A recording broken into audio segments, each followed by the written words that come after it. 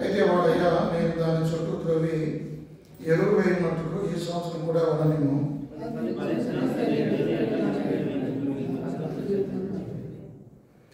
ప్రేమల తండ్రి నీకు వందనాలు. ఈ సమయంలో ఒప్పుకోలు మా ప్రభావ ఒప్పుకోలు ప్రార్థన కొరకు మేము వేచి ఉన్నాం. ప్రభావ ఈ సంవత్సరంలో ఎన్నోసార్లు పతనమయ్యాం, పడిపోయాం, దారి చెప్పాం, నేను దుఃఖపెట్టావు తండ్రి. నీకు శత్రువులు నడుచుకున్నాం, నీ కుమారుని బాటంగా వేశావు, నీ పరిశుద్ధాత్మ దుఃఖపరిచావు. ఇది పరీక్షా సమయం ప్రభావ మా జీవితాల్లో.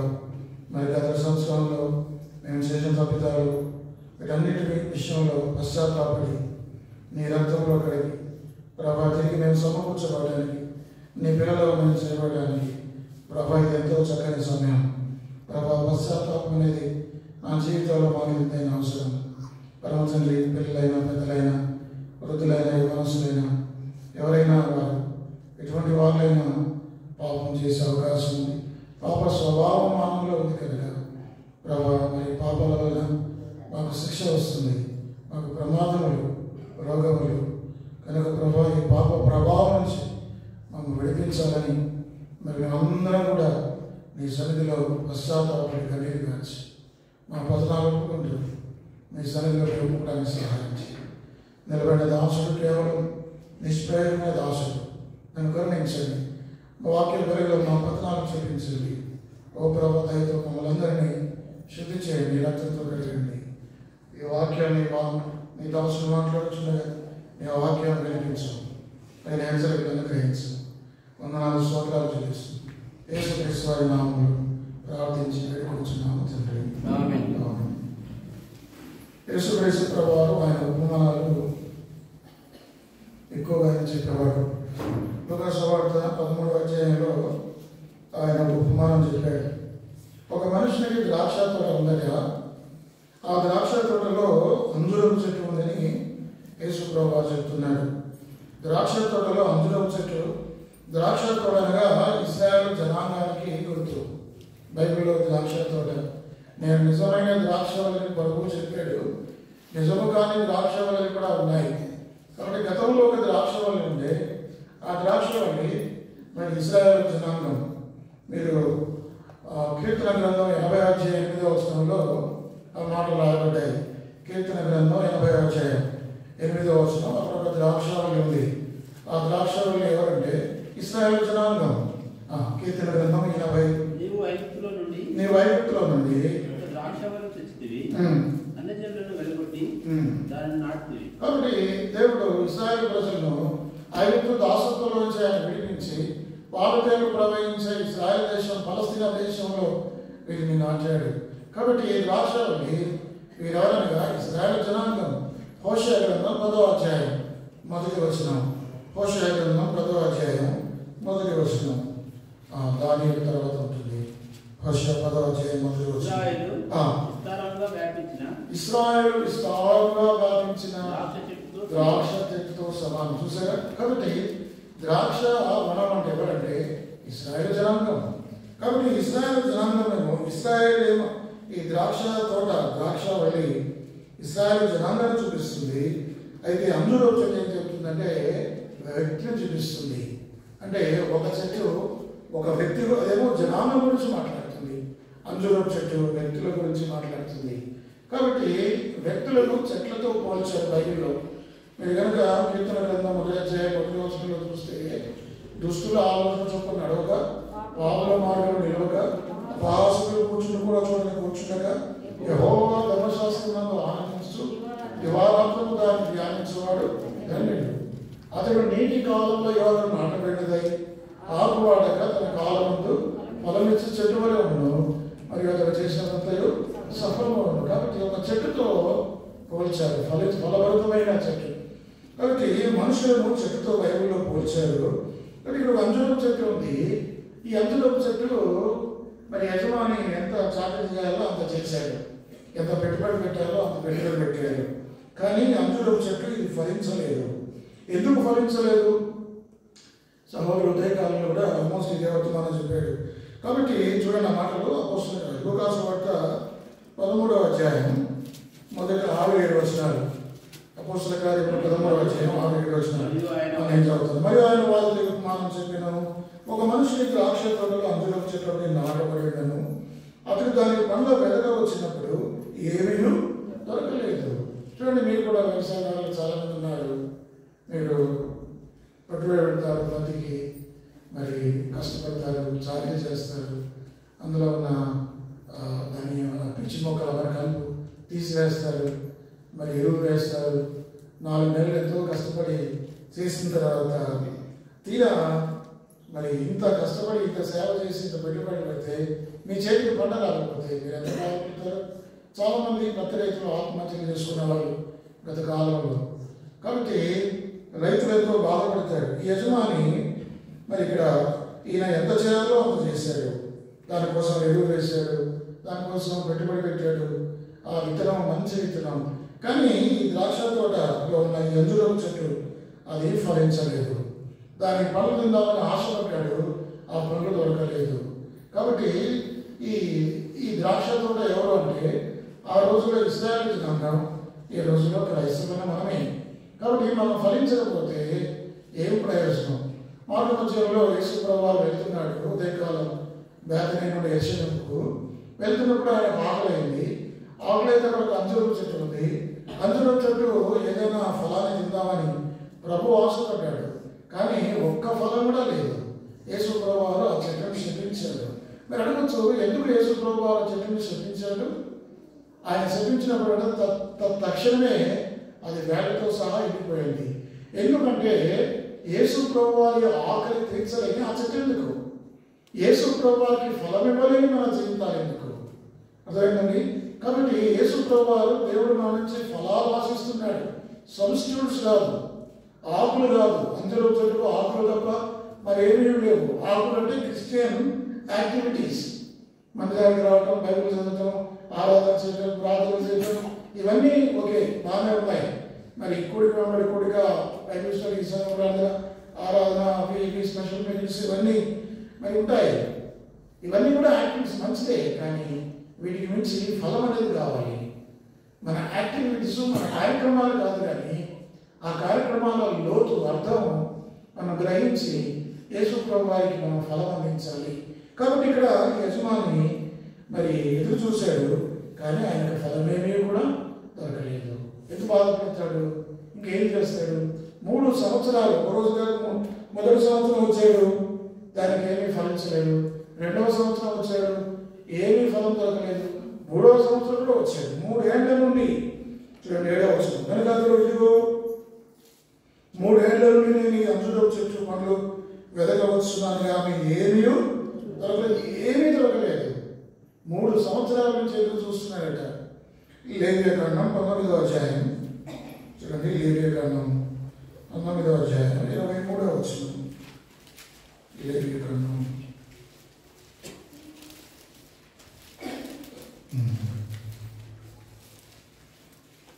లేవియకాండం 19వ అధ్యాయం. మీరు ఆ దేశంలోకి వచ్చి ఆహారమునకై నానా విధములైన చెట్లను నాటినప్పుడు వాటి పండ్లను అపవిత్రముగా ఎంచలేదు. శిస్తు తొందర లేదు. ఒక్కొక్క పదమే చదవండి, సరిగ్గా చదవాలి. అపవిత్రములుగా ఎంచవాలి. వాటి కాపు మీకు ఎక్కువగా ఉండినట్లు అవి 3 సంవత్సరములకు వరకు మీరు అపవిత్రముగా ఉండవాలి. మీకు అపవిత్రములుగా ఉండవాలి, వాటిని తినకూడదు. చూసారా? కానీ పూర్వ దినాల్లో ఎవరైనా సరే అంజూరపు చెట్లు నాటినప్పుడు అది 3 సంవత్సరాలు దాని పండ్లు తినకూడదు. ఎందుకంటే అది పండ్లు తింటే ముందే అది ఎక్కువగా కాపు కాయదు. కాబట్టి ఎక్కువ కాపు, ఎక్కువ బంపర్ క్రాప్ రావాలంటే ఏం చేయాలంటే 3 సంవత్సరాలు దాన్ని వదిలేస్తే ఆ తర్వాత అది ఎక్కువ కాపు వస్తుంది. 4వ సంవత్సరం అది యెహోవాకు ప్రతిష్ఠితం. చూడండి 24వ వచనం. 4వ సంవత్సరంలో వాటి ఫలములన్నీ యెహోవాకు ప్రతిష్ఠితమైన స్తుతియాగ ద్రవ్యములను, 5వ సంవత్సరంలో వాటి ఫలములను తినవచ్చును. అంటే 5వ సంవత్సరం వచ్చాడు ఎవరు? ఈ యొక్క తోట యజమాని. మొదటి 3 సంవత్సరాలు విడిచిపెట్టాడు, ఎందుకంటే అవి పంట కాయాలి. కాబట్టి ధర్మశాస్త్రం ప్రకారం 4వ సంవత్సరం యెహోవాకు ప్రతిష్ఠితం. కానీ 5వ సంవత్సరం వచ్చాడు, ఫలం లేదు. 5వ సంవత్సరం నుంచి తినవచ్చు. 5, 6, 7 3 సంవత్సరాలు వచ్చాడు. 5, 6, 7 3 సంవత్సరాలు. అంటే ఈ లెక్కను చూస్తాం 7 సంవత్సరాలు కాపు కాయలేదు. కాబట్టి మొదటి 4 సంవత్సరాలు కాపు కాయలేదు. 5వ సంవత్సరం దాన్ని విడిచిపెట్టాడు యెహోవాకు ప్రతిష్ఠితము. అప్పుడు కూడా అదేం ఫలించలేదు. 5వ సంవత్సరం ఈయనది, 4వ సంవత్సరం దేవునిది, మొదటి 3 సంవత్సరాలు భూమిది, 4వ సంవత్సరం దేవునిది, 5 నుంచి ఆ తర్వాత ఈయనది. కానీ 5వ సంవత్సరం వచ్చాడు, 6వ సంవత్సరం వచ్చాడు, 7వ సంవత్సరం వచ్చాడు. 3 సంవత్సరాల నుంచి ఫలాలు వెతుకుతున్నాడు కానీ ఒక్క ఫలం కూడా లేదు. చూడండి, దేవుడు ఆయనకు ఫలం కావాలి. మనం ఫలించకపోతే యేసు ప్రభువు వారు ఏం చేస్తాడు? ఉదయకాలంలో కూడా ఆ మాట మనం చూసాం. యెషయా గ్రంథం 5వ అధ్యాయం చూడండి. యెషయా గ్రంథం 5వ అధ్యాయం 4వ వచనం. యెషయా గ్రంథం 5:4. నేను నా ద్రాక్ష తోటకు చేసిన దానికంటే మరేమి దానికి చేయగలను? అది ద్రాక్ష పండ్లు కాయలను నేను కనిపించినప్పుడు అది కారు ద్రాక్షలు కాయకు కారణమేమి? చూసారా? కాబట్టి ఇంతకన్నా ఇంకేం చేయాలి?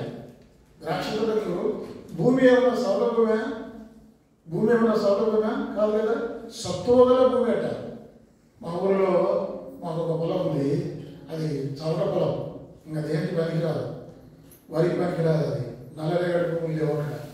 కాబట్టి చవట పొలాలు అంటారు కదా, అది చవట పొలం. అట్లాంటిది కాదు. అసలు ఫలస్తీన్ అనేది దేశం ఎలాంటిదంటే సత్తువగల భూమి. భూమిలో సత్వ ఉంది. నల్లరేగడి పొలాలు ఉంటారు కదా, లాక్ సాయిల్స్. కాబట్టి మంచి పొలం, భూమి కూడా మంచిది. పోనీ తీగలేమన్నా కల్తీ విత్తనాలా? చూడండి, శ్రేష్టమైన 2వ వచనం. ఆయన దాన్ని బాగుగా తవ్వి రాళ్ళని ఏరి అందులో శ్రేష్టమైన ద్రాక్ష తీగలను నాటించాను. తీగలు కూడా శ్రేష్టమైన తీగలు, కల్తీవి కావు, కల్తీ విత్తనాలు కావు. కాబట్టి శ్రేష్టమైన తీగలు. పోనీ చేత చేయలేదా? ఎంతో కష్టపడ్డాడు. చూడండి, భూమిని బాగా తవ్వాడు, రాళ్ళని ఏరాడు, వాటి మధ్య గురుసు వేయించాడు. ఎంత కష్టపడాలో అంత కష్టపడ్డాడు. కానీ చివరికి అది పండ్లు కాస్తున్నప్పుడు కారు ద్రాక్షలు అంటే చేదైన ద్రాక్షలు కాస్తుంది. ఇప్పుడు ఏం చేస్తాడు ఆయన? ఎంత బాధపడుతున్నాడు. మన జీవితంలో మనం కూడా ఇలాంటి వాళ్ళని యేసు ప్రభువు వారి ఆకలి తీర్చలేక, ఫలాలు ఫలించలేక, నిరుపయోగంగా మూడువారిన ఆత్మీయ జీవితంలో ఉన్నాం. ఫలాలు లేని జీవితం. అదేంటండి? మరి కాపు లేదు. యోహాను సువార్త 15వ అధ్యాయం 2వ వచనం. యోహాను సువార్త 15వ అధ్యాయం 2వ వచనం. నాలో ఫలింపని ప్రతి తీగను తీసి పారవంతే. నువ్వు ఫలించాలి. ఫలించకపోతే ఏం చేస్తాడు? తీసి పారవేస్తాడు. తీసి పారవేసిన తర్వాత ఏం చేస్తాడంటే మనుషులు అటు వాటిని అగ్నిలో వేస్తారు, అవి కాలిపోతాయి. కాబట్టి ఈ తీగలు వీటి యొక్క బాధ్యత ఏమిటంటే ఈ ద్రాక్ష తీగలతో ఏం ఉపయోగం లేదు. ద్రాక్ష తీగలతో ఎవరు కూడా మరి దూరాలు కట్టుకు చేసుకోరు, ముద్దులు చేసుకోరు. ద్రాక్ష తీగలతో ఏం చేస్తారంటే అవి బలహీనమైనవి, వాటి వల్ల ఉపయోగం లేదు. కనుక అయితే అవి ఫలించాలి.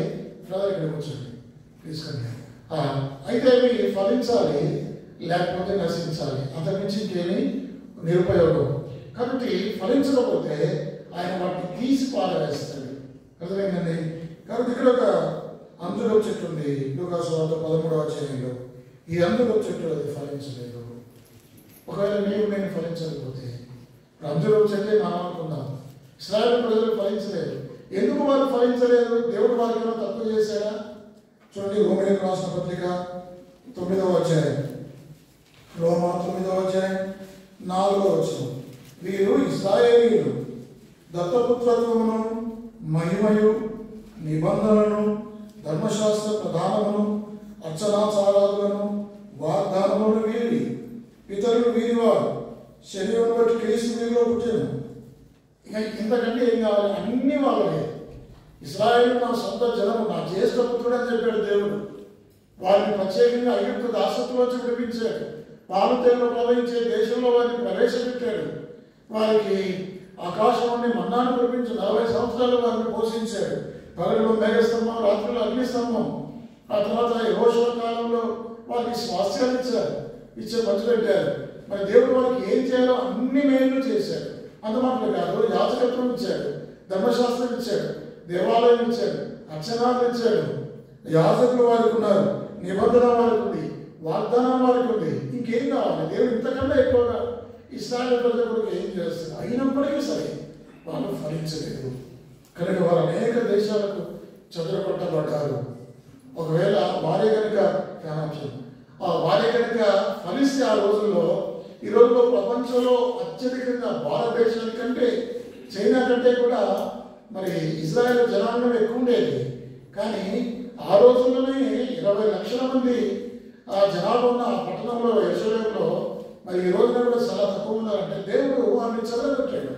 వారి పాపాన్ని బట్టి, వారి అవిధేయతను బట్టి, వారి చుట్టుపక్కల దేశాలలో ఉన్న అక్రమాలు, విగ్రహారాధన అవన్నీ కూడా మరి వాళ్ళు చేసి అనుసరించారు. దేవుడు వారిని చెదరగొట్టాడు. దేవుని బిడ్డలమైన మనము ఇప్పుడు నేను ఎవరి గురించి మాట్లాడట్లేదు, నేను ఇజ్రాయెల్ గురించి మాట్లాడలేదు, ఇంకో లేదు, మన గురించి మాట్లాడుతున్నా. ఇప్పుడు దేవుడు మనకు మాత్రం ఏం తప్ప చేశాడు? ఇప్పుడు మీరు చెప్పండి. మనం క్రైస్తవ కుటుంబాలు చాలామంది పుట్టారు, పుట్టుకతోనే క్రైస్తవులు. దేవుడు తన వాక్యాన్ని మనకి ఇచ్చాడు. పూర్వకాలంలో వారికి ధర్మశాస్త్రమే ఉండేది, పూర్వకాలంలో మరి ప్రవర్తన గ్రంథాలే ఉండేవి, పూర్వకాలంలో చరిత్ర గ్రంథాలు మాత్రమే ఉండేవి. కానీ ఇప్పుడు సంపూర్ణమైన బైబిల్ 66 పుస్తకాల సంపూర్ణమైన revolution, the full revolution will be revealed to us. మనకు పూర్తిగా ఆయన ప్రత్యక్షత బయలుపరచబడింది. అర్థమైంది? మన భాషలో మీరు 1000 సంవత్సరాల ముందు పుడితే మీకు బైబిల్ దొరకకపోయేది. ఎక్కడో ఎవరి దగ్గర ఒక్క దగ్గర ఉండే బైబిల్ ఈ రోజులో అందరి దగ్గర మన భాషలో మనకు బైబిల్ ఇచ్చాడు. ఇంకా ఇంతకంటే దేవుడు ఏం చేస్తాడు? పోనీ ఆయన ఆత్మను మనకి ఇచ్చాడు. పరిశుద్ధాత్మ దేవుడు మన హృదయాల్లో పాత నిబంధనలో పరిశుద్ధాత్మ దేవుడు వస్తూ వెళ్తూ ఉండేవాడు కదా. సౌలుకు పరిశుద్ధాత్మ దేవుడు ఆత్మ వెళ్ళిపోయేవాడు, వస్తుండేవాడు. కానీ పూర్వ దినాలు అలా జరిగాయి. కానీ కొత్త నిబంధనలో పెంతెకోస్తు దినాల సమయం వెళ్ళిపోయిన నాటి నుంచి పరిశుద్ధాత్మ దేవుడు భూమిలో ఉన్నాడు, ఆయన విశ్వాస హృదయాల్లో ఉన్నాడు. నీకు నాకు దేవుడు పరిశుద్ధాత్మ దేవుడు ఇచ్చాడు, ఆయన నడిపింపు మనకుంది. అది మాత్రమే కాదు, సంఘంలో మనం చేర్చబడ్డాం, ముఖ్యంగా సంఘం మనకుంది. అంత మాత్రమే కాదు, పరిశుద్ధుల సహవాసం మనకుంది. పూర్వ దినాల్లో అబ్రహాము ఒక్కడే విశ్వాసాన్ని కాపాడుకున్నాడు, ఇస్సాకు ఒకడే విశ్వాసాన్ని కాపాడుకుంది. ఈ రోజున ఇంతమంది మనం ఉన్నాం, మన విశ్వాసాన్ని కాపాడుకోలేకపోతున్నాం. అంత మాత్రమే కాదు, తన కుమారుడు యేసుక్రీస్తు వారిని మనకు అప్పగించాడు. యేసుక్రీస్తు ప్రభువారు మాట్లాడుతూ రక్తాన్ని కార్చాడు, ప్రాణాన్ని పెట్టాడు, శిలువను మోసాడు, మరణించి సమాధి చేయించి తిరిగి లేచాడు. ఇంకా ఏం చేయాలి? యేసు ప్రభువారికి నేను వెళ్తూ నేను కూడా ఆదరగా విడవడం, నేను మీ కొరకు తండ్రిని వేడుకుంటాను, ఆయన మీ కొరకు ఆదరణకర్తను పంపుతాడు, నేను మరలా వస్తాను అని చెప్పి దేవుడు వెళ్ళాడు. యేసు ప్రభువారు వెళ్ళిపోయాడు.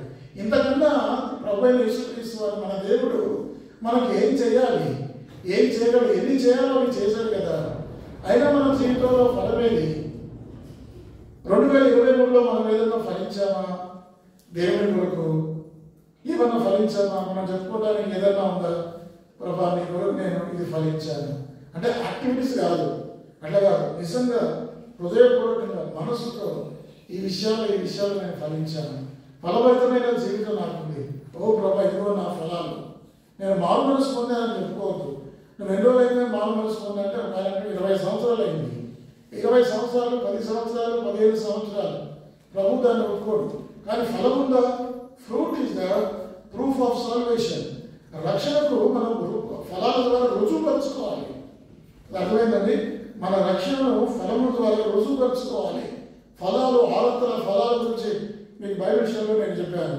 మొదటి ఫలం విన్ అదర్స్ టు క్రైస్ట్. రోమా 1:13లో క్రీస్తు కొరకు ఇతరులను నడిపించడం. ఓ రోమిలారా, అన్యజనుల్లో ఫలం ఏదైనా పొందినట్లు మీలో కూడా ఫలం కొరకై నేను కావాలని ఎదురు చూస్తున్నాను. మనం ఎవరికైనా సువార్త చెప్పామా ఈ సంవత్సరం? ఎవరికైనా సాక్ష్యం చెప్పామా? చెప్పండి. మన సహోదరులు ఒక 4-5 వారం చేపల్లో 30 గ్రామాలకు వెళ్ళారు. ఒకటి కాదు, ఉదయం నుంచి సాయంత్రం కంటిన్యూగా 10 రోజులు సువార్త చేశారు. ఎంత గొప్ప సంగతి అది! ఎటువంటి పరిచయం అది! సువార్త ప్రకటించిన వారి పాదాలు పర్వతం మీద ఎంతో సుందరమైనవి. ఎవరికైనా మీరు సువార్త చెప్పారా? మీ పొరుగు వారికి ఏదైనా సాక్ష్యం చెప్పారా? ఎవరైనా ఈ సంవత్సరంలో మందిరాన్ని నడిపించారా? ఏదైనా ప్రభు కోసం మనం చేసామా? మన చుట్టుపక్కల వాళ్ళు నశించిపోతున్నారు. మన మటుకు మనం రక్షించబడవచ్చు. మన భార్య, మన భర్త, మన బిడ్డలు, మన బంధువులు, మన అక్క చెల్లెలు వాళ్ళందరూ నిత్యలోకానికి వెళ్తే బాగుంటుందా? వాళ్ళకు స్వార్థ చెబుతున్నామా? వారికి ప్రేమ చూపిస్తున్నామా? మందిరాన్ని నడిపించామా? ఆ ఫలం మనం ఫలించామా? అది మొదటి. రెండవది రోమా 6:22 పరిశుద్ధతనే ఫలం. మనం ఫలించామా? ఓ ప్రభు, ఈ సంవత్సరంలో పరిశుద్ధమైన జీవితం లేదు. ఇప్పుడు ఒప్పుకుందాం మనం. ఇప్పుడన్నా ఆఖరి క్షణాల్లో కొత్త సంవత్సరంలో ప్రవేశించడానికి మునుపు మన అమ్మా ఎవరు మాట్లాడేది కొత్త సంవత్సరంలో ప్రవేశింపబడక ముందు ప్రభా నేను ఫలించలేకపోయాను. ఈ పరిశుద్ధతనే ఫలం. ప్రభా నా జీవితం అంతా అపవిత్రం, నా ఆలోచనలన్నీ మురికిమయం, నా నడవడిక, నా క్యారెక్టర్, నా పరిస్థితి, నా క్రియలన్నీ కూడా చెడిపోయాయి. ప్రభా నేను పరిశుద్ధమైన జీవితం నాలో లేదు, నీవు ఆశించిన జీవితం నాలో చూడలేకపోయావు. ప్రభా నన్ను క్షమించని ఒప్పుకోవాలి. మూడవ ఫలం మనం చెప్పుకున్నాము క్రిస్టియన్ గివింగ్. రోమా 15:25 ఈ ఫలం వారికి అప్పగించి స్పెయిన్ మీదుగానే ఆయన అంటాడు. ఏమిటి ఈ ఫలం అంటే కానుకలు, చందాలు, దశోభాగాలు. మరి ఇతరులకు మేలు చేయటం. ఎవరికన్నా ఏదైనా ఇచ్చామా? మనకు మందిరానికి కానుకలు ఇస్తున్నామా? దశోభాగాలు ఇస్తున్నామా? 10 రూపాయలు 20 రూపాయలు కాదు. మీరు పిల్లలతో మీరు ఏం చేస్తారంటే పిల్లలకు 10 రూపాయలు వేసి ఇచ్చి మీరు 100 రూపాయలు వేయకండి. మీరు 10 రూపాయలు వేసి మీ పిల్లలకు 100 రూపాయలు వేయండి. దానివల్ల పిల్లలు ఏం నేర్చుకుంటారంటే దేవుడికి ఎక్కువ ఇవ్వాలి కావాలని నేర్చుకుంటారు. అర్థమైందండి? కాబట్టి 5 రూపాయలు 10 రూపాయలు ఇప్పుడు చాలా మేలు. 2016 నేను వచ్చిన కొత్తలో ఇక్కడ చిల్లర పైసలు పడేవి. మనకు చిల్లర పైసలు పడేవి. చాలా దుఃఖం, బాధ ఉండేది. దేవుడేమో సర్వసమృద్ధితో మనం నింపుతాడు, మనమేమో పైసలు వేస్తాం. అంతే ఆశీర్వాదం మనకు వస్తుంది. క్రిస్టియన్ గివింగ్ అనేది చాలా ప్రాముఖ్యం. ఆ ఫలం మనం ఫలిస్తున్నామా? 4వది గలతీయులకు రాసిన పత్రిక 5:22 క్రిస్టియన్ క్యారెక్టర్. ఆత్మఫలం ప్రేమ, సంతోషం, సమాధానం, దీర్ఘశాంతం, దయాళుత్వం, మంచితనం, విశ్వాసం, సాత్వికం, ఆశానిగ్రహం. 9 ఆత్మఫలం. నువ్వు ఎంత ఎక్కువగా పరిశుద్ధాత్మ దేవుడికి లోబడతావో అంతగా పరిశుద్ధాత్మ దేవుడు నేను ఫలవంతమైన జీవితంగా మారుస్తాడు. అది 4వది. 5వది ఏమిటంటే కొలస్సీ 1:10 ఇవన్నీ నేను చెప్పిన అంటే వీళ్ళు చాలా మంది లేరు కాబట్టి ఇది the fruit of good works. సక్రియలనే ఫలం. ప్రతి సత్కార్యంలో సఫలాస్ అని కొలస్సీ 1:10 తెలుగులో ఉంది. The fruit of good works. సత్క్రియలు చేయాలి. మనుషులని సత్క్రియలు చూసి లోకమందులో మీ తండ్రిని మహిమపరచినట్లు వారి ఎదుట మీ వెలుగు ప్రకాశింపనియండి. ఎవరికైనా ఏదైనా మేలు చేసామా? ఉపకారం చేసామా? బైబిల్లో ఉపకారంలో ధర్మం వచ్చే మర్చిపోండి. అటు యాగములు దేవుడికి ఇష్టమైనవి. ఫిబ్రవరి 13-16 మాట్లాడుతాయి. కానీ ఇతరులకు మనం మేలు చేసామా? జ్ఞాపకం చేసుకోండి. దేవుడు నా కోసం ప్రాణం పెట్టాడు. దేవుడు పరలోకాన్ని విడిచిపెట్టాడు. నా కొరకు రక్తం దాచి నా కొరకు ఎంత చేయాలో అంత చేశాను, ఎంత ప్రేమించాను. నేనే ఏదైనా ఇతరుల కోసం ఉపకారం చేశానా? ఇతరుల కష్టాలు ఉన్నప్పుడు ఆదుకున్నానా? ఇది మనం చేయాలి. మనం ఇతరులకు హాని చేయడం కాదు. మనల్ని బాధించే వాళ్ళకు బైబిల్ చెప్తుంది, యేసు ప్రభువు ఇలా బోధించాలి. మీ శత్రువులను ప్రేమించి మిమ్మల్ని హింసించే వారి కొరకు ప్రార్థన చేయండి. శత్రువులను ప్రేమించాలి, హింసించే వారి కొరకు ప్రార్థన చేయాలి. ఆయన అట్లా చేశాడు. ఆయన సెలవు వేస్తుంటే, ఆయన హింసిస్తుంటే ఆయన ప్రార్థన చేశాడు. తండ్రి వీరేం చేయించున్నారు, వీరు ఎదగడం కనుక వీరిని క్షమించుకుని చెప్పి యేసు ప్రభువు ప్రార్థన చేశాడు. శత్రువులను ప్రేమించాలి. కాబట్టి వాళ్ళ శత్రువులు ఇతరుల వాళ్ళ శుక్రులకు మీకు తేడా ఏముంది? వారు కూడా అన్యజనులకు మనకు తేడా ఏముంది? వారు కూడా ప్రేమించిన వారిని ప్రేమిస్తే మీకు ఏం లాభం? ప్రభు అంటాడు కూడా మీకు ప్రసన్నం. ఇతరులకు ఏదైనా మేలు చేశామా? ఉపకారం చేశామా? సహాయం చేశామా? ఆదుకున్నామా? చెప్పండి. ఇప్పుడు సమరయుడు మంచి సమరయుడు కథ కాదు, వాస్తవంగా జరిగింది. లూకాసు 10వ అది ఎప్పుడో జరిగే సంఘటన ఉండొచ్చు. యేసు ప్రభువు జ్ఞాపకం చేసుకున్నాడు. ఒక వ్యక్తి యెరూషలేము చేరుకోకు దిగి వస్తున్నాడు. మార్గ మధ్యంలో దొంగలు దోచుకున్నారు. మరి అతను కొట్టారు. అతను అంతా వస్త్రాలు కూడా తీసేసుకున్నారు. అతను డబ్బంతా దోచుకున్నారు. తిరిగి కొట్టారు. కొరపాలతో విడిచిపెట్టిపోయారు. రక్తం కారుతుంది. అలాంటి పరిస్థితుల్లో ఒక యాజకుడు ఆ మార్గం కూడా వెళ్తున్నాడు. ధర్మశాస్త్రం తెలిసిన యాజకుడు నేను వల్ల నీ పొరుగువారిని ప్రేమించమన్న ఆ ఆజ్ఞ తెలిసిన వ్యక్తి పడిపోయే వ్యక్తిని, కొరప్రాణంతో ఉన్న వ్యక్తిని పట్టించుకోకుండా వెళ్ళిపోయాడు. ఎంత విచారం ఇది! ఈనాటి క్రైస్తవులం, దేవుడి బిడ్డలం, వాక్యం తెలిసిన వాళ్ళం మనం ఇతరులను ఎంత ప్రేమిస్తున్నాం, ఎంతవరకు ఆదుకుంటున్నాం. అదేవిధంగా లేవీయుడు, ఆయన లేవీయులు వాళ్ళు మందిరంలో పరిచయం చేసేవాళ్ళు, అతను కూడా విడిచిపెట్టి వెళ్ళిపోయాడు. అయితే ఒక సమరయుడు, పడిపోయిన వాడేమో యూదుడు, మరి గాఢపిల్లగా వచ్చిన వాడు సమరయుడు. యూదులు సమరయులతో సాంగత్యం చేయరు, అయినప్పటికీ అతను దిగి గాఢపిల్లలు దిగి ఫ్రెష్గా రక్తం కాలుతుంది. వాళ్ళు ఎందుకు వెళ్ళిపోయారు మీకు తెలుసా? బహుశా ఆ యాజకులు లేవీయులు ఇప్పుడు ఆ సంఘటన అప్పుడే జరిగింది. రక్తం కాలుతా ఉందంటే అది ఎప్పుడు జరిగింది? ఇప్పుడే జరిగింది. నేను కనుక ఇక్కడ ఆగిన ఈ చుట్టుపక్కల దొంగలు ఎక్కడో ఉంటుంటారు, ఉంటే నేను ఆగితే వారు నడబడబడతారు, దోచుకుంటారు అని చెప్పి భయపడి వాళ్ళు పారిపోయారు. కానీ ఈ వ్యక్తి మాత్రం ధైర్యంగా నా ప్రాణం పోయినా పర్వాలేదు, ప్రేమ ప్రతిఫలాన్ని ఆశించదు, ప్రేమ ప్రతిఫలాన్ని ఎప్పుడు ఆశించదు, స్వార్థాన్ని కోరుకోదు కదా, అర్థమైందండి. కాబట్టి అతను ఏం చేస్తుంది? దిగాడు, అతని గాయాలు కట్టాడు, నూనె పోసాడు, మరి తన గాడిదలను ఎక్కించుకున్నాడు, పూటకుల వారిని తీసుకుని వెళ్ళాడు, అతనికి డబ్బులు ఇచ్చాడు. ఎంత వెచ్చించుకున్నాడు చూడండి. తన పేరేమన్నా ఈనాడు పేపర్లో పెద్ద దాంట్లో వస్తుందా? తనను ఎవరైనా గుర్తిస్తారా? కానీ గుర్తింపు అక్కర్లేదు, కానీ మేలు చేశాడు, ఒక వ్యక్తిని బ్రతికించాడు. ఏదో చాలా మంది యాక్సిడెంట్ అయితే విడిచిపెట్టి వెళ్తున్నారు. చాలా రోజుల్లో పూర్వ రోజుల్లో మామూలు కేసులు వస్తాయని చెప్పి వెళ్ళిపోయేవాళ్ళు. ఇప్పుడు కొద్దిగా మేలైంది. క్రైస్తవులను మనం ఇతరులకు మేలు చేయాలి, ఇతరులకు ఉపకారం చేయాలి, ఇతరులకు మనం పట్టించుకోవాలి. కష్టాల్లో ఉన్న వారికి, ఆపదలో ఉన్న వారికి మనం సహాయం చేయాల్సిన బాధ్యత మనకు. ఇదేమిటి అంటే సబ్క్రియ the works of the fruit of good works, అది 5వది. 6వది ఏం చెప్పుకున్నాం? ఫిబ్రవరి 13-15 జీవఫలం. ఈ 6 ఫలాలు మనం ఫలిస్తున్నామా? ఒకవేళ ఫలించకపోతే ఇవి ఫలించాలి, వీరి కొరకే. ఇవి కాకుండా బ్రదర్ నేను ఆదివారం 10 గంటల మొదలకి వస్తాను, బైబిల్ చదువుతాను, ఆరాధన చేస్తాను, బదులు చేస్తాను, వారపడికి వస్తాను, ఇవి కాదు మనం ప్రభు చెప్పాల్సింది. మనం చెప్పాల్సింది ఏంటంటే, ప్రభు చూడు ఈ 6 ఫలాలు నేను ఫలిస్తున్నాను, ఇతరులకు సువార్త చెప్పాను, పరిశుద్ధమైన ఫలాన్ని ఫలిస్తున్నాను, క్రిస్టియన్ గివింగ్ నేను ఇస్తున్నాను, ధనం కూడా మన సేవకులకు సువార్త కూడా డబ్బులు ఇస్తున్నాను, ప్రభు సత్క్రియలు నేను చేస్తున్నాను, ఆత్మఫలం ఫలిస్తున్నాను, జీవఫలం ఇస్తున్నాను, అది ఫలించాలి. దాని కొరకు అయితే ఈ అంజులో చెట్టు ఏమి ఫలించాలి? 3 సంవత్సరాలు దాని కొరకు వస్తున్నాడు. మీకు తెలుసా, యేసు ప్రభువు లోకంలో ఆయన 3.5 సంవత్సరాలు సువార్త ప్రకటించాడు. 3 సంవత్సరాలు సువార్త ప్రకటించిన తర్వాత తండ్రి అయిన దేవుడు తన కుమారుడైన యేసుక్రీస్తు వారితో చెప్పి ఉండవచ్చు, నా కుమారుడా, నీవు ఈ లోకానికి మనిషి రూపంలో వెళ్ళావు, నువ్వు ఎంత కష్టపడుతున్నావో నాకు తెలుసు, సృష్టికర్తవైన నాతో సమానమైన నీవు కుమారుడా మరి శ్రమపడుతున్నావు, గ్రామానికి తిరుగుతున్నావు, పల్లెకు వెళ్తున్నావు, నిద్రాహారంలో మాడుతున్నావు, ఎంతోమందికి సువార్త ప్రకటించావు, దయ్యాలను వెళ్ళబెట్టావు, స్వస్థం చేస్తావు, కానీ ఎంతమంది వాళ్ళు మనసు పెట్టారు? తండ్రి చెప్పొచ్చు, కుమారుడా ఇశ్రాయేలు జాతిని నాశనం చేస్తారని చెప్పవచ్చు.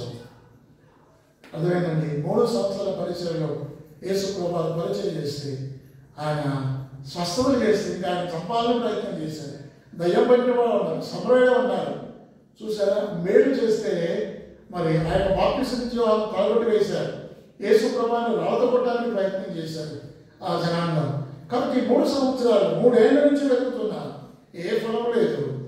అప్పుడు యజమాని చెప్పాడు తోటపాలతో, చూడండి ఆ మాటలు, లూకా సువార్త 13వ అధ్యాయం 7వ వచనం. కనుక అతడు ఇదిగో 3 ఏళ్ల నుండి నేను అందులో వెతకవచ్చుచున్నాను కానీ ఏమీ దొరకలేదు, దీనిని నరికివేయము, దీని వలన ఈ భూమి ఏల వ్యర్థము కావాలని ద్రాక్ష తోట మాటి.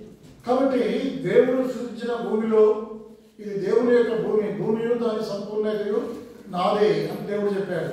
ఈ దేవుడు సృష్టించిన ఈ భూమిలో నీవు దేవునికి నమ్మకంగా లేకపోతే దేవుడుకు మన స్థలం అనేది అది వ్యర్థమైపోతుంది.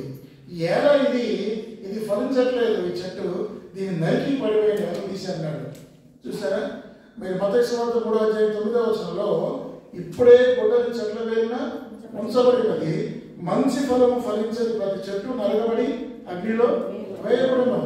కాబట్టి అయితే ఫలించాలి, లేకపోతే కొట్టివేయబడాలి, అయితే ఫలించాలి, లేకపోతే అగ్నిలో వేయబడాలి, అయితే ఫలించాలి, లేకపోతే తీసివేయబడాలి. అయితే మారు మనసు పొందాలి, లేకపోతే నశించాలి. చూడండి 13వ అధ్యాయం 5వ వచనం, మీరు మారు మనసు పొందని కదా మీరందరూ అలాగే నశించరు. అయితే మారు మనసునే పొందాలి, లేకుంటే నశించాలి.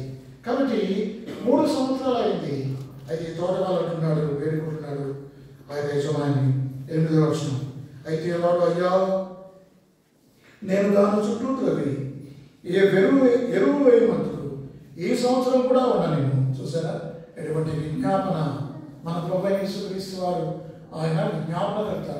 మన కొరకు విజ్ఞాపనం కూడా చేయవాడు ఆయనే. రోమా 8:34 మాటలుంటాయి, మన కొరకు విజ్ఞాపనం కూడా చేయవాడు ఆయనే. మన కొరకు 2 విజ్ఞాపనకర్తలు ఉన్నారు. నేను రెగ్యులర్గా చెప్తూనే ఉంటాను. రోమా 8:26 పరిశుద్ధాత్మ దేవుడు విజ్ఞాపనం చేస్తాడు భూమి మీద. రోమా 8:34 యేసుక్రీస్తు వారు పరలోకంలో మన కొరకు విజ్ఞాపనం చేస్తున్నాడు. కాబట్టి ఈ తోటమాలి యజమాని విజ్ఞాపనం చేస్తాడు, అయ్యా ఈ సంవత్సరం కూడా ఉన్నానేమో, ఈ సంవత్సరం కూడా ఉన్నానేమో. 2023లో మనం బట్టగట్టాలంటే ఎందుకని తెలుసా? మనల్ని బట్టి కాదు, ఎవరిని బట్టి? ఎవరు మనం ఫలించకపోయినా, దేవుడి వరకు నమ్మకంగా జీవించకపోయినా మనం బ్రతికేమంటే కారణం ఏంటంటే యేసుక్రీస్తు ప్రభువారు నీ కొరకు నా కొరకు తండ్రికి విజ్ఞాపనం చేస్తున్నాడు. నా తండ్రి ఇంకొక సంవత్సరం పేరు చేద్దాం, 2023, 2024 ఈ సంవత్సరం కూడా ఉండనిద్దాం. ఆ తండ్రి ఏమో చాలా వాడలేదు, మరి ఇతను ఫలించట్లేదు, ఇతను పశ్చాత్తాపట్లేదు, మరి అపవిత్రమైన జీవితం జీవిస్తున్నాడు. ఇతని కొరకు ఎంత చేయాలో అంత చేశాను, ఇతన్ని తీసివేయాల్సిందని దేవుడు చెప్తే మరి కుమారుడు యేసుక్రీస్తు వారు అంటాడు, తండ్రి వీడి కోసం, ఈ ప్రభుదాసు అనే వాడి కోసం నేను ఏం చేశాను మీకు తెలుసు కదా, నా చేతిలో చూడు. ప్రభువైన యేసుక్రీస్తు వారు పరలోకానికి వెళ్ళేటప్పుడు తన గాయాలను తీసుకుని వెళ్ళాడు, తండ్రికి చూపించాడు, తండ్రి నా చేతులు చూడు, నా కాళ్ళు చూడు, నా ప్రక్కలు చూడు, నా వీపు వెనుక గొడాదపులు చూడు, నా తల మీద ముళ్ళకిరీటం చూడు. ఇవన్నీ ఎందుకోసం? అతని కోసమే కదా. అతన్ని క్షమిస్తాను తండ్రి, బేరు చేయండి. రోమా ఎఫెసీ 4:32 మనం రెగ్యులర్గా చదివే మాట. చదవండి, ఎఫెసీ 4:32.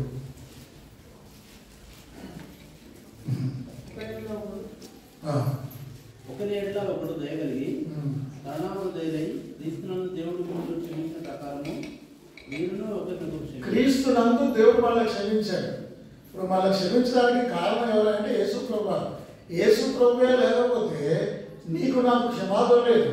మనం తండ్రికి శత్రువులం, మనం బలహీనం, మనం పాపులం. అర్థమైందండి? కాబట్టి అలాంటి మనల్ని దేవుడు క్షమించాడంటే ఎవరిని బట్టి? యేసుక్రీస్తుని బట్టి. యేసుక్రీస్తు వారు కలవరి శిలువలో నీ పక్షంగా నా పక్షంగా వెల చెల్లించాడు, తన ప్రాణాన్ని ధారపోసాడు, తన రక్తాన్ని చిందించాడు. నీ కొరకై నా కొరకై దెబ్బలు తిన్నాడు. పాపం చేసిన మనం శిక్ష పొందింది ఆయన. గొప్ప వెల, the great penalty paid on behalf us, మన పక్షంగా గొప్ప వెల చెల్లించబడింది. కాబట్టి దేవుడు మనల్ని క్షమిస్తున్నాడు. కనుక ఈ తోటమాల అంటాడు, ఈ సంవత్సరం కూడా ఉండలేము తండ్రి, ఈ సంవత్సరం కూడా ఉండలేము. ఈ సంవత్సరం మీకు తెలుసా, యేసు ప్రభు వారు ఆ సంవత్సరం ఏం జరిగింది? 3 సంవత్సరాలు గడిచిపోయిన తర్వాత ఆ అర్ధ సంవత్సరంలో యేసు ప్రభు వారు మరి చివరికి ఆయన బోధించడమే కాదు, ఆయన శిలువలో మరణించాడు, రక్తం కార్చాడు, ప్రాణం పెట్టాడు. తర్వాత యేసు ప్రభు వారు చనిపోయి పరలోకానికి వెళ్ళిపోయిన తర్వాత మరి అపోస్తలులు అర్ధ సంవత్సరంలో పరిశుద్ధాత్మ దేవుడు దిగి వచ్చాడు. ఆ సంవత్సరంలో ఎంత చేయాలో అంత చేశాడు. చూడండి ఆ మాటలు 13వ అధ్యాయము 8వ వచనం. అయితే వాడు అయ్యా నేను దాని చుట్టూ త్రవ్వి ఎరువు వేయమంటాడు, ఈ సంవత్సరం కూడా ఉండనేమో. ఇంకొకసారి అవకాశం ఇద్దాం. వాస్తవానికి మనం చేసిన పాపాలను బట్టి మనం ఇప్పటికే మరణించాలి. ఆయన సభ్యురాలు కేవలం అబద్ధపడినందుకే వాళ్ళు చంపబడ్డారు. ఆ లెక్క చూస్తే మనం ఎన్నిసార్లు చనిపోవాలి? మనం ఒక 100 సార్లు 1000 సార్లు చంపబడాలి. కానీ దేవుడు ఎందుకు మళ్ళీ క్షమిస్తున్నాడు, ఎందుకు మళ్ళీ ఉండనిస్తున్నాడు అంటే దేవుడు దీర్ఘశాంతం పిలవాడు. అదే 2 పేతురు 3వ అధ్యాయం 9వ వచనంలో ఉంది, ఆయన మన తన దీర్ఘశాంతం ఎవరు రక్షింపవాలి, ఇచ్చయింపక అందరి ఆయన దీర్ఘశాంతం పిలవాడు అన్నాడు. నీవు నేను నన్ను మళ్ళీ చంపడం దేవుడు ఒక లెక్క కాదు, కానీ దేవుడు వేరు చేస్తున్నాడు. ఇంకేమన్నా ఈ సంవత్సరం కూడా ఇంకొక సువార్త మీటింగ్, ఇంకొక వాక్యం, ఇంకొకసారి ఈ ప్రణామాలు మనసుకుంటారేమో 2023లో ఫలించలేదు, 2024లో ఫలిస్తలేమో. దేవుడు దయగలవాడు, ఆయన కృపగలవాడు. ఆయన సహనాన్ని మనం పరీక్షించవద్దు, గ్రాంటెడ్గా తీసుకోవద్దు. దేవుడి కృపను ఎడతకం చేసుకోవద్దు. ఒకప్పుడు కొంతకాలం తర్వాత కృపాకాలం అయిపోతుంది, పరిశుద్ధాత్మ దేవుడు పరలోకానికి వెళ్ళిపోతాడు, సంఘం ఎంతబడుతుంది. నువ్వు విడవబడితే ఆ దినాన ఎంత ఏడ్చినా బాధపడాల్సి పొందే అవకాశం లేదు. నరకానికి వెళ్ళిన తర్వాత ఎంత బాధపడ్డా నరకం నుంచి బయటికి రాలేడు. కనుక ప్రాణం ఉండగానే మరి దేవుడు ఇచ్చిన అవకాశాన్ని దినమెల్లా ఆయన చేతులు చేసి మన కొరకు విజ్ఞాపనం చేస్తున్నాడు. చూడండి 2వ కొరింథీ 5వ అధ్యాయం. ఇటువంటి దేవుడు ఎంతగా వేడుకుంటున్నాడు నిన్ను నన్ను. ఆయన వేడుకున్నప్పుడు మనం వినకపోతే రేపు నరకంలో మనం ఎంత వేడుకున్నా ఆయన వినడు. 2వ కొరింథీ 5వ అధ్యాయం ఈ మాట చదవాలి. 20వ వచనం చదవండి. కావున దేవుడు మా ద్వారా వేడుకొనినట్టు మేము క్రీస్తుకు రాయబారులమై దేవునితో సమాధానపడని క్రీస్తు పక్షంగా మిమ్మల్ని బతిమాలుకొనుచున్నాం. దేవుడు వేడుకుంటున్నాడు. దేవుడు మా ద్వారా మిమ్మల్ని వేడుకుంటున్నాడు.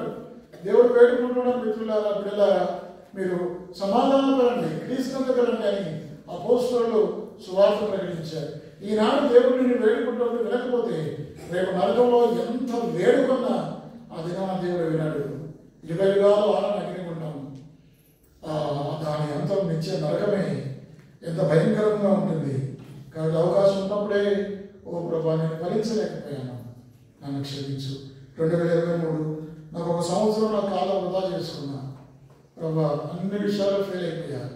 కెరీర్ పరంగా నష్టపోయా, తండ్రి వృత్తిపరంగా నష్టపోయా, ఫ్యామిలీ పరంగా నష్టపోయా, ఆరోగ్యపరంగా నష్టపోయా, ఆత్మీయంగా నష్టపోయాను. మందిరానికి రాలేదు, ఎన్నో కోరికలు రాకుండా ఉన్నాను. ఓ ప్రభా, ఎంతో ఆత్మీయమైన నష్టం నాకు వచ్చింది. ప్రభా నన్ను క్షమించు, ప్రభా నన్ను క్షమించు. ఈ సంవత్సరం నేను ఫలిస్తాను తీర్మానం చేసుకున్నాను. ప్రభా నన్ను నరికించవద్దయ్యా, నాకు ఒక అవకాశం ఉంది. ప్రభా నేను ఫలిస్తాను. నా ప్రభు యేసుక్రీస్తు వారు విజ్ఞాపనం చేస్తున్నాడు. నా పరిశుద్ధాత్మ దేవుడు ఆయన కూడా నా పక్షంగా విజ్ఞాపనం చేస్తున్నాడు. ప్రభా నేను కూడా మరి ప్రార్థన చేస్తున్నాను, నన్ను క్షమించు, నీ రక్తంతో కడుగు. ప్రభా నీ పశ్చాత్తాపడాలి. ఇది చివరి గడియలు.